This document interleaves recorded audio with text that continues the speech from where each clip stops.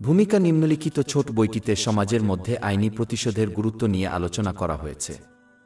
এই আলোচনাটি পবিত্র কুরআনের দ্বিতীয় সূরা আল বাকারার 178-179 আয়াতের উপর ভিত্তি করে তৈরি। হে ইমানদারগণ, তোমাদের উপর নিহতের জন্য শাস্তি নির্ধারণ করা হয়েছে।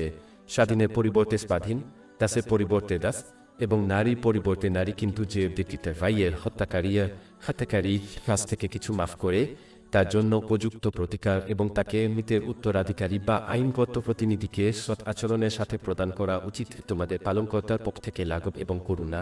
কিন্তু যে ব্যক্তি এরপর সীমা লঙ্ঘন করে, তার জন্য রয়েছে যন্ত্রণাদায়ক শাস্তি। হে জ্ঞানীগণ, তোমাদের জন্য রয়েছে জীবন রক্ষার শাস্তি, যাতে তোমরা তাকওয়া অবলম্বন করতে পারো। আলোচ্য শিক্ষাগুলি বাস্তবায়ন করা একজন মুসলিমকে ইতিবাচক বৈশিষ্ট্য গ্রহণে সহায়তা করবে। ইতিবাচক বৈশিষ্ট্য গ্রহণ করলে মন ও দেহের শান্তি ফিরে আসে। দ্বিতীয় অধ্যায় আল বাকারা, আয়াত 178-179। হে ঈমানদারগণ, তোমাদের উপর নিহতদের জন্য শাস্তি নির্ধারণ করা হয়েছে। স্বাধীনের পরিবর্তে স্বাধীন, দাসের পরিবর্তে দাস এবং নারীর পরিবর্তে নারী। কিন্তু যে ব্যক্তি তার ভাইয়ের হত্যাকারীর কাছ থেকে কিছু মাফ করে, তার জন্য উপযুক্ত প্রতিকার এবং তাকে মৃতের উত্তরাধিকারী বা আইনগত প্রতিনিধিকে সৎ আচরণের সাথে প্রদান করা উচিত। এটি তোমাদের পালনকর্তার পক্ষ থেকে লাঘব এবং করুণা। কিন্তু যে ব্যক্তি এরপর সীমা লঙ্ঘন করে, তার জন্য রয়েছে যন্ত্রণাদায়ক শাস্তি। হে জ্ঞানীগণ, তোমাদের জন্য রয়েছে জীবন রক্ষার শাস্তি, যাতে তোমরা তাকওয়া অবলম্বন করতে পারো। যখন মহান আল্লাহ পবিত্র কুরআনে মুমিনদের প্রতি আহ্বান জানান, তখন তার আহ্বান প্রায়শই তাদের মৌখিক ঈমানের দাবি বাস্তবায়নের সাথে সম্পর্কিত। কারণ ইসলামে কর্ম ছাড়া মৌখিক ঈমানের দাবির মূল্য খুব কম। কর্মই হল সেই প্রমাণ এবং প্রমাণ যা একজন ব্যক্তির অর্জন করা প্রয়োজন, যাতে তারা উভয় জগতে পুরস্কার এবং রহমত লাভ করতে পারে। সূরা 2 আল বাকারা, আয়াত 178। হে ঈমানদারগণ, তোমাদের উপর নিহতদের প্রতিশোধ গ্রহণের বিধান করা হয়েছে। প্রথমত লক্ষ্য করার মতো বিষয় হল, প্রকৃত মুসলিমরা সকল প্রকার জীবনকে সম্মান করে। প্রকৃতপক্ষে একজন মুসলিমকে অন্য সকলের প্রতি দয়া প্রদর্শনের নির্দেশ দেওয়া হয়েছে, কারণ এটি নিশ্চিত করবে যে তারা মহান আল্লাহর কাছ থেকে দয়া পাবে। সুনান আবু দাউদের 4941 নম্বর হাদিসে এই পরামর্শ দেওয়া হয়েছে। 28 নম্বর অধ্যায় আল কাসাস, 7 নম্বর আয়াত। আর তুমিও ভালো কাজ করো, যেমন আল্লাহ তোমার প্রতি ভালো করেছেন। এই ধরনের সদয় আচরণ সকল প্রাণীর সাথেই করা উচিত, এমনকি প্রাণীও।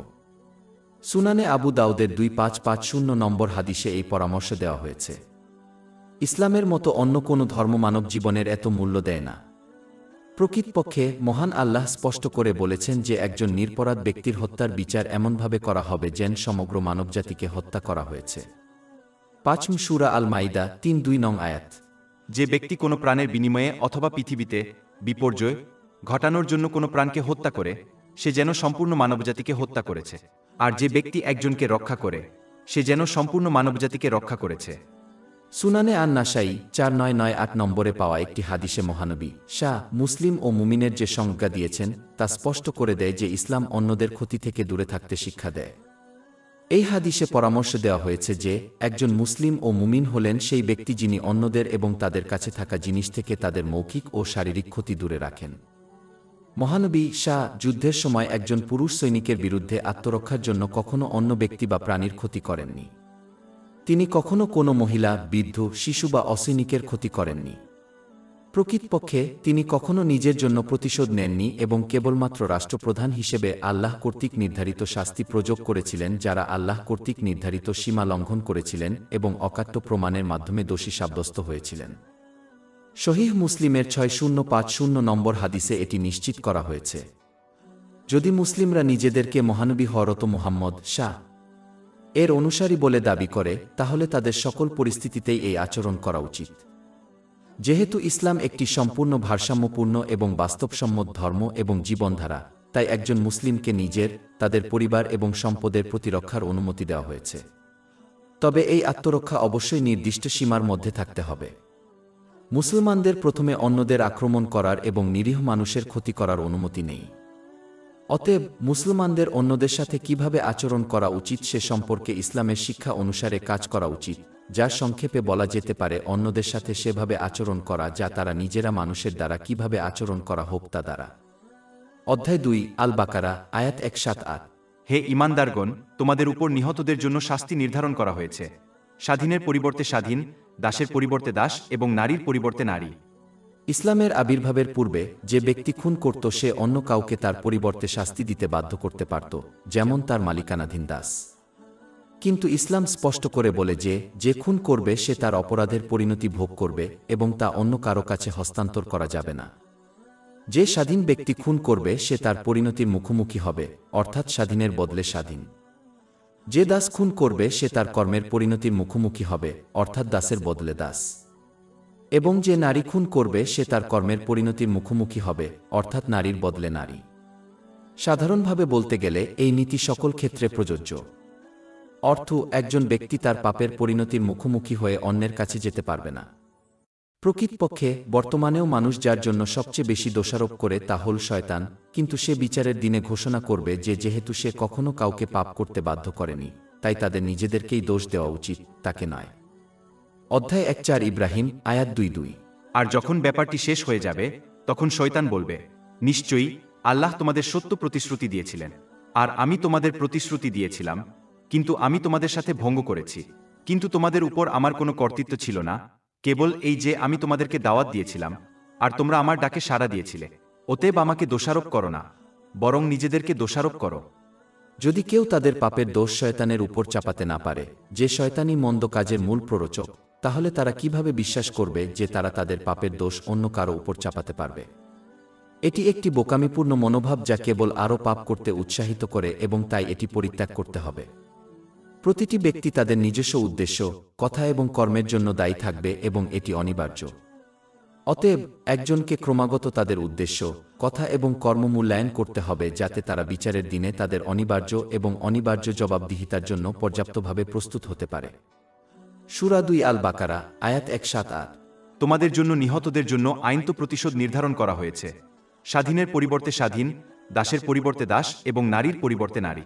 কিন্তু যে ব্যক্তি তার ভাই হত্যাকারী এর কাছ থেকে কিছু এড়িয়ে যায়, তার জন্য উপযুক্ত অনুসরণ এবং তাকে মৃত ব্যক্তির উত্তরাধিকারী বা আইনি প্রতিনিধিকে সদাচরণ সহকারে ক্ষতিপূরণ প্রদান করা উচিত। মহান আল্লাহ সর্বদা মানুষের মধ্যে সদয় ও করুণাময় আচরণকে উৎসাহিত করেন এবং শুধুমাত্র চরম পরিস্থিতিতে এবং আত্মরক্ষার ক্ষেত্রে কঠোর আচরণের পরামর্শ দেন। এই ক্ষেত্রে মহান আল্লাহ খুনির উত্তরাধিকারীকে খুনিকে ক্ষমা করার জন্য উৎসাহিত করেন, কারণ এটি খুনিকে তাদের ঈমান এবং বংশের ভাই হিসাবে বর্ণনা করে, কারণ সকল মানুষ পবিত্র হযরত আদম এবং তার স্ত্রী হাওয়া এর মাধ্যমে সম্পর্কিত। যেমনটি আগে আলোচনা করা হয়েছে, একজন মুসলিমের প্রধান মনোভাব এবং আচরণ হওয়া উচিত অন্যদের প্রতি দয়া এবং দয়া, কারণ এটি উভয় জগতে মহান আল্লাহর রহমত অর্জনের দিকে পরিচালিত করে। সুনান আবু দাউদের 4941 নম্বরে প্রাপ্ত একটি হাদিসে এটি পরামর্শ দেওয়া হয়েছে। ক্ষমার এই কাজের জন্য খুনির উচিত নিহত ব্যক্তির উত্তরাধিকারীকে ক্ষতিপূরণ প্রদান করা, যদি না তারা স্বেচ্ছায় এটি তাদের পক্ষ থেকে দান হিসাবে নাড়া দেয়, যা আবার উভয় জগতে তাদের জন্য আরও পুরস্কার এবং আশীর্বাদ নিয়ে আসে। এই আয়াতে উল্লেখিত সদাচরণ বলতে বোঝায় যে উভয় পক্ষই দ্রুত আইনগত চুক্তি পূরণ করে এবং একে অপরের সাথে দয়ার সাথে আচরণ করে, অথবা অন্তত তখন থেকে একে অপরের প্রতি খারাপ আচরণ এড়িয়ে চলে।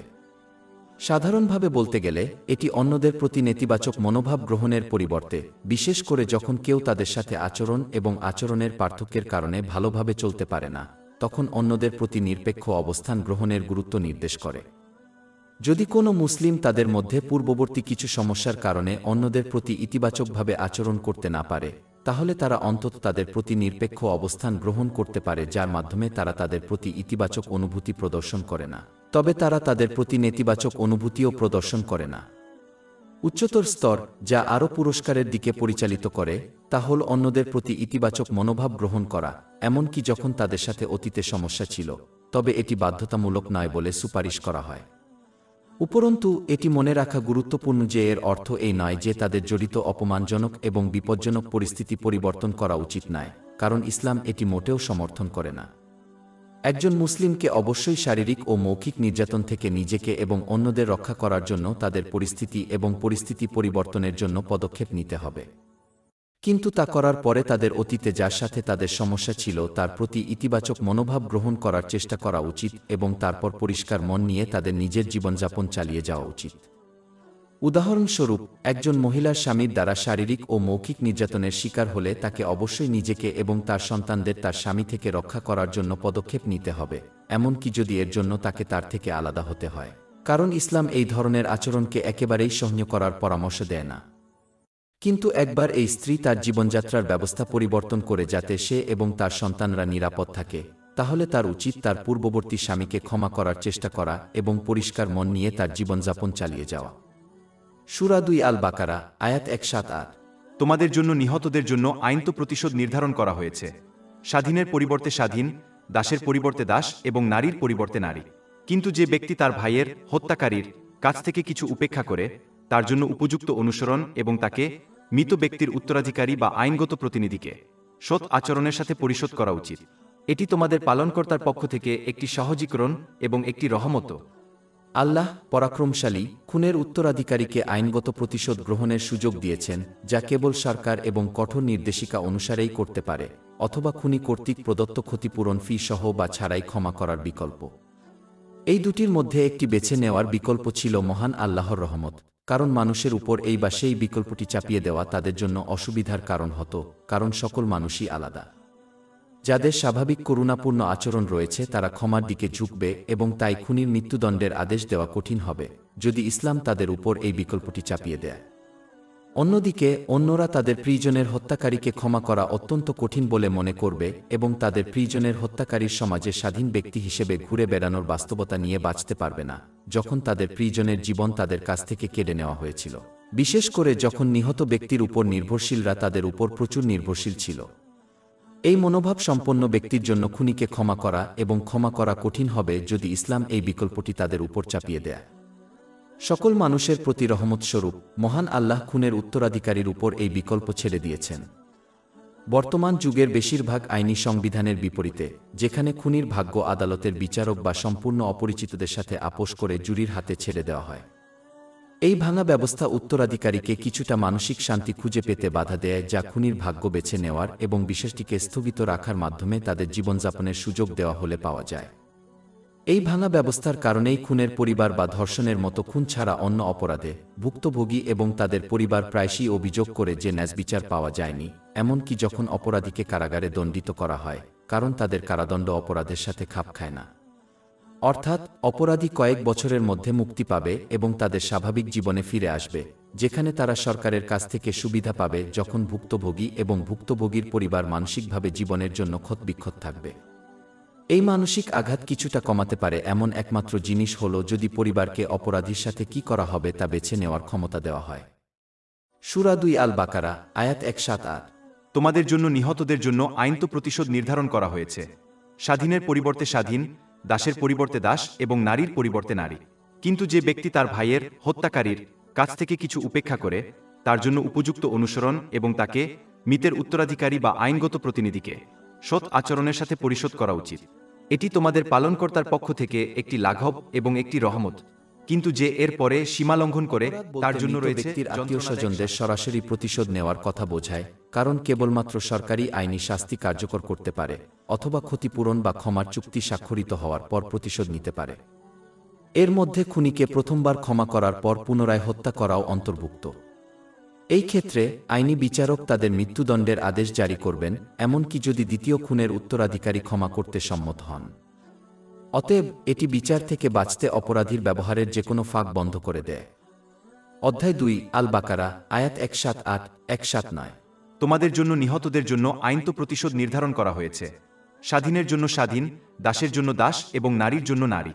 কিন্তু যে ব্যক্তি তার ভাইয়ের হত্যাকারীর কাছ থেকে কিছু উপেক্ষা করে, তার জন্য উপযুক্ত অনুসরণ এবং তাকে মৃতের উত্তরাধিকারী বা আইনগত প্রতিনিধিকে সৎ আচরণের সাথে প্রতিদান দেওয়া উচিত। এটি তোমাদের পালনকর্তার পক্ষ থেকে একটি লাঘব এবং করুণা। কিন্তু যে এর পরে সীমা লঙ্ঘন করে, তার জন্য রয়েছে যন্ত্রণাদায়ক শাস্তি। এবং হে জ্ঞানী ব্যক্তিগণ, তোমাদের জন্য আইন তো প্রতিশোধ, জীবন রক্ষা রয়েছে। আইনি শাস্তির মধ্যে জীবন আছে, কারণ অনেক খুনি মৃত্যুদণ্ডের চেয়ে কম শাস্তি দিয়ে এই আচরণ থেকে বিরত থাকে না। এমন অসংখ্য উদাহরণ রয়েছে যেখানে একজন খুনি তার অপরাধের জন্য কয়েক বছর জেল খেটেছে, কিন্তু মুক্তি পাওয়ার পর আবার খুন করেছে। তাই একজন ব্যক্তির মৃত্যুদণ্ড অন্যদের জীবন বাঁচানোর দিকে পরিচালিত করে। এছাড়াও যেমনটি আগে আলোচনা করা হয়েছে, এই আইনি শাস্তি ভুক্তভোগীর আত্মীয়দের মানসিক অবস্থাকেও সাহায্য করে, কারণ হত্যাকাণ্ড তাদের জীবনের বিনিময়ে তাদের অপরাধের মূল্য দিয়েছে তা জানা ভুক্তভোগীর আত্মীয়দের তাদের জীবন নিয়ে এগিয়ে যেতে সাহায্য করার একটি উপায়। কিন্তু যখন খুনিকে কেবল কারাগারে রাখা হয় এবং অনেক ক্ষেত্রে অবশেষে মুক্তি দেওয়া হয়, তখন খুনির হাতে তাদের প্রিয়জন যে আঘাত ভোগ করেছেন তা মনে রাখার যন্ত্রণা ভুক্তভোগীর আত্মীয়দের তাদের জীবন নিয়ে এগিয়ে যেতে এবং শান্তিতে বসবাস করতে বাধা দিতে পারে। এই মানসিক নির্যাতন প্রতিরোধ করা তাদের জীবন দিচ্ছে। একইভাবে যখন সরকার একজন অপরাধীর বিষয়ে সিদ্ধান্ত নেয়, তখন ভুক্তভোগীর আত্মীয়রা প্রায়শই মনে করে যে ন্যায়বিচার পাওয়া যায়নি। এই কারণেই ইচ্ছাকৃত হত্যার ক্ষেত্রে ভুক্তভোগীর আত্মীয়স্বজনদের হত্যাকারীকে মৃত্যুদণ্ড দেওয়া অথবা আর্থিক ক্ষতিপূরণ সহ বা ছাড়াই ক্ষমা করার সুযোগ দেওয়া হয়।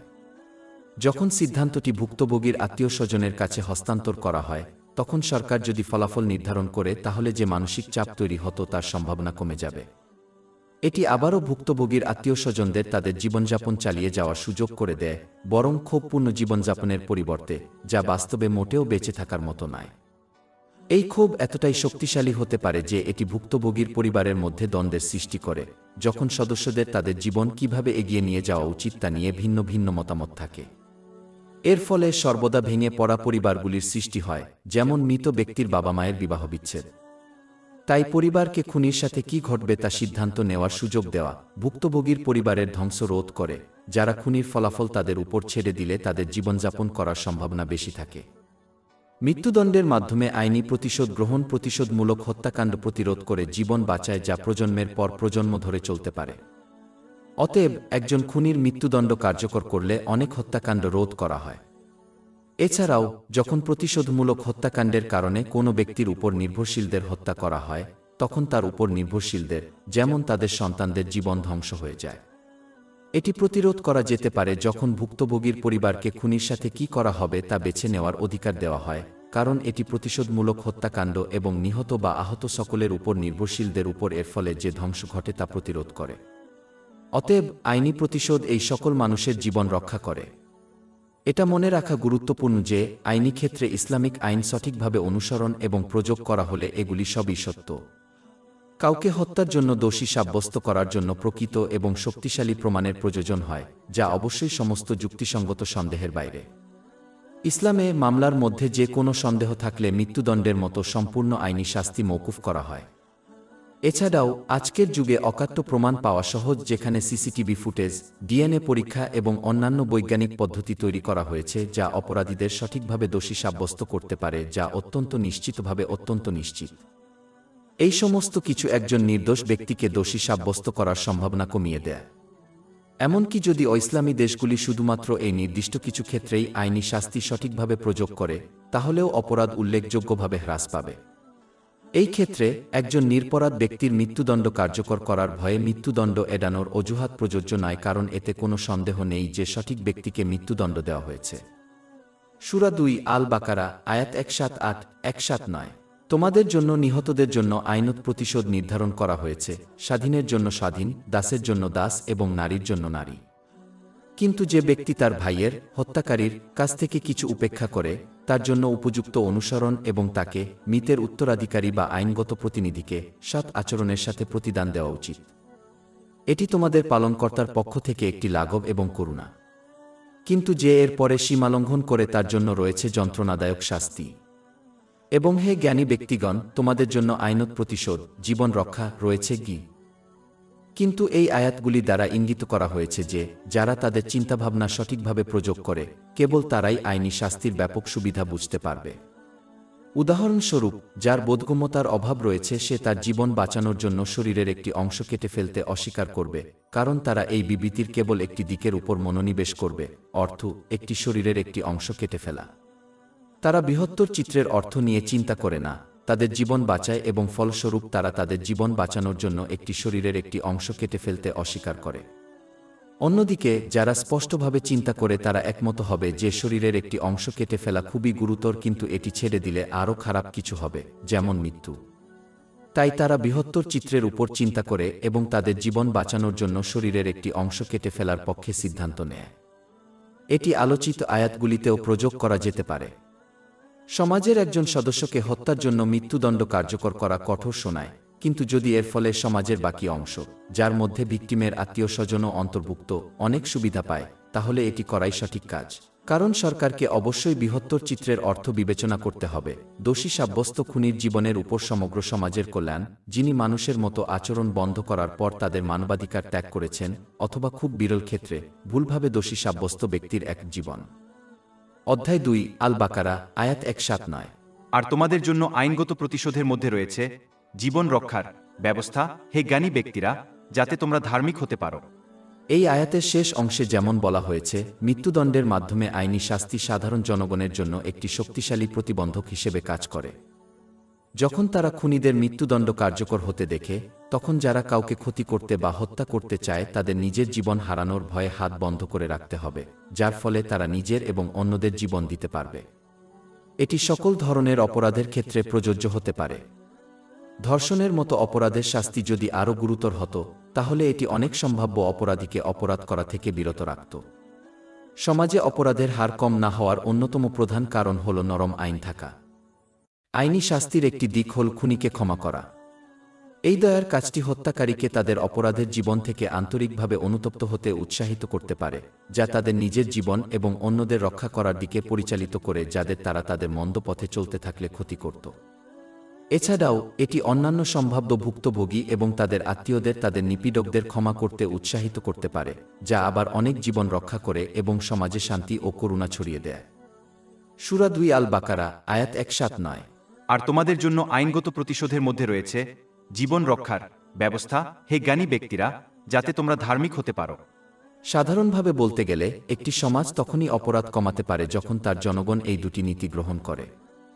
প্রথমটি হল আইনি শাস্তি, অর্থাৎ একটি কঠোর আইন যা সম্ভাব্য অপরাধীদের অপরাধ করা থেকে বিরত রাখার জন্য যথাযথভাবে অপরাধের শাস্তি দেয়। এমনকি একটি শিশু বুঝতে পারে যে আইনি শাস্তি আরও গুরুতর হলে একজন সম্ভাব্য অপরাধীর অপরাধ করার সম্ভাবনা কম থাকে। আইন যত নরম হবে, একজন সম্ভাব্য অপরাধীর অপরাধ করার সম্ভাবনা তত বেশি। অন্য দিকটি হল মহান আল্লাহর ভয় গ্রহণ করা, যার মধ্যে রয়েছে পরকালে তাদের কর্মের পরিণতি ভোগ করা। এর কারণ হল একজন ব্যক্তি অপরাধ এবং পাপ করে যখন তারা মনে করে যে হয় তাদের কর্মের জন্য কোনো পরিণতি ভোগ করতে হবে না, যেমন জেল, অথবা তারা কোনোভাবে দেশ ছেড়ে পালিয়ে যাবে। কিন্তু যে ব্যক্তি সত্যিকার অর্থে বিশ্বাস করে যে তারা যে কাজই করুক না কেন, প্রকাশ্য হোক বা গোপন, বড় হোক বা ছোট, এবং তারা এই পৃথিবীতে পরিণতি এড়াতে যাই করুক না কেন, এমন দিন অবশ্যই আসবে যখন তাদের সমস্ত কাজের জন্য তাদের জবাবদিহি করতে হবে। তারা অপরাধ বা পাপ করার আগে সর্বদা দুবার ভাববে। যদি ইসলামী জ্ঞান অর্জন এবং তার উপর আমল করার মাধ্যমে এই বিশ্বাসকে শক্তিশালী করা হয়, তাহলে তা অপরাধ ও পাপ করা থেকে বিরত থাকবে। যদি সমাজের সদস্যরা এইভাবে আমল করত, তাহলে সমাজে শান্তি ও ন্যায়বিচার ছড়িয়ে পড়ত। অপরাধের হার হ্রাস পেত এবং সময়কাল সমাজের মধ্যে সঠিকভাবে ইসলামী আইন প্রয়োগের সময়ের সাথে ঘনিষ্ঠভাবে মিলে যেত। এই সত্যটি সমাজের মধ্যে জ্ঞান অর্জন এবং তার উপর আমল করার মাধ্যমে ঈমানের গুরুত্ব এবং তা শক্তিশালী করার ইঙ্গিত দেয়া। সূরা 1:6 আন-নাহল আয়াত 9-0। নিশ্চয়ই আল্লাহ ন্যায় বিচার, সদাচার এবং আত্মীয় স্বজনদের সাহায্য করার নির্দেশ দেন এবং অশ্লীলতা, অসৎ আচরণ এবং অত্যাচার থেকে নিষেধ করেন। তিনি তোমাদের উপদেশ দেন যাতে তোমরা স্মরণ রাখো। আমাদের ওয়েবসাইট শেখফদ.com-এ 500টিরও বেশি বিনামূল্যের ebook, audio book, infographics, podcast এবং ব্লগ পাওয়া যাচ্ছে।